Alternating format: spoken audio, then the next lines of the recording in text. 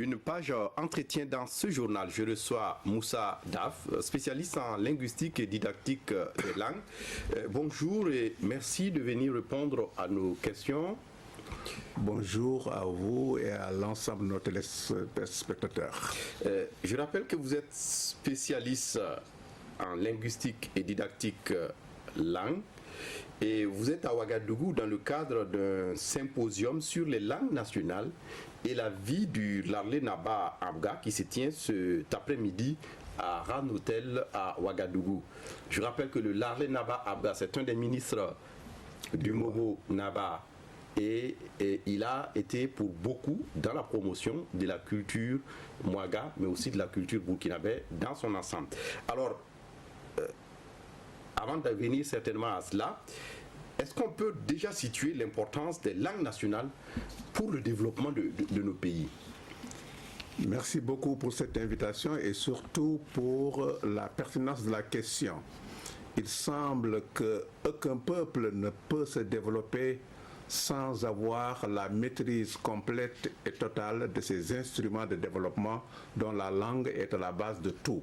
Parce que la langue exprime l'être, exprime sa culture, exprime même ses capacités de vouloir devenir demain un être indépendant par rapport à d'autres. Et c'est ainsi que la thématique que nous envisageons de discuter est une thématique qui repose sur trois piliers. La notion de langue, la notion de développement, mais à cette notion de développement, nous avons ajouté le terme endogène parce qu'il faudrait d'abord s'enraciner. Et le troisième élément, nous avons dit dans la paix durable. Or, ventre creux, point d'oreille, dit-on très souvent. Et le Larlé Naba, qui a initié cette conférence et cette rencontre, a réussi à faire prendre conscience à un certain nombre d'universitaires de l'importance du lien entre la réflexion académique et la pratique de terrain.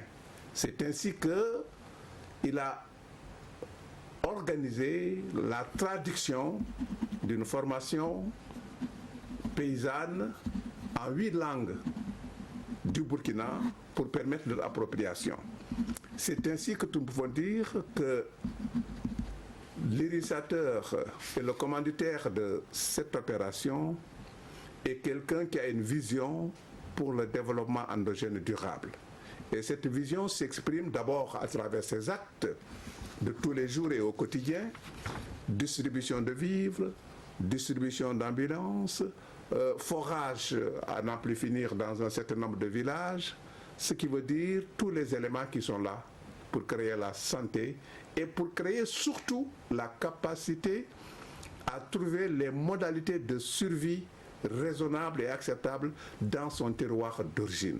Oui, je dois rappeler que le Larlé Naba dont vous parlez, c'est le Larlé Naba Tigré et le Larlé Naba Abga est le grand-père de celui dont on parle. Voilà. Et il est dans la hiérarchie, la société Mouaga, considéré comme le ministre de la Culture. Et donc, professeur, au niveau politique, est-ce que on peut dire qu'on a la pleine mesure de cette importance? Je dois dire en toute franchise, étant moi-même quelqu'un qui a eu à travailler sur langue et développement dans l'espace africain, on peut dire avec précision qu'il y a une volonté politique déclarée, mais les actions politiques qui permettent de finaliser cette volonté sont rarement absentes dans nos différents pays. On se limite tout simplement à faire de l'alphabétisation et depuis 1974, tous les pays africains ont fait beaucoup dans l'alphabétisation des adultes, dans l'alphabétisation des femmes, mais nous piétinons dans tous nos pays sur la scolarisation en langue nationale. C'est comme si nous avons du mal à nous départir de cette camisole de force qui est l'éducation et l'enseignement seulement et uniquement en langue française, et comme si nos langues ne sont pas aptes à faire ce travail à côté du français. Et je crois que la scolarisation bilingue, la scolarisation langue africaine, français, est une nécessité de survie dans un espace de mondialisation. Parce que dans cet espace, chacun y apportera sa quote-part d'identité à la fois culturelle, linguistique et économique. Et pour cela, il faudrait que notre langue, nos langues africaines, puissent dire le monde dans toute sa diversité, puissent dire la science dans toute sa diversité. Et le lien étroit qu'il y a entre langue et développement est un lien inséparable, si je devrais même dire, c'est des jumeaux. Parce que la langue, c'est elle qui dit le développement, qui oriente le développement et qui permet d'obtenir ce qu'on veut. Comment voulez-vous qu'un paysan qui cultive la terre, qui n'arrive pas à dire ce qu'il est en train de faire, sauf si c'est dans une autre langue? Comment voulez-vous que celui qui est appelé à le former sur place vienne le former avec des concepts empruntés aux langues européennes pour dire comment il doit pouvoir faire? Il y aura toujours quelque part une incompréhension. Donc on voit déjà là se profiler l'importance de ce symposium pour les langues, mais aussi pour la promotion des cultures africaines.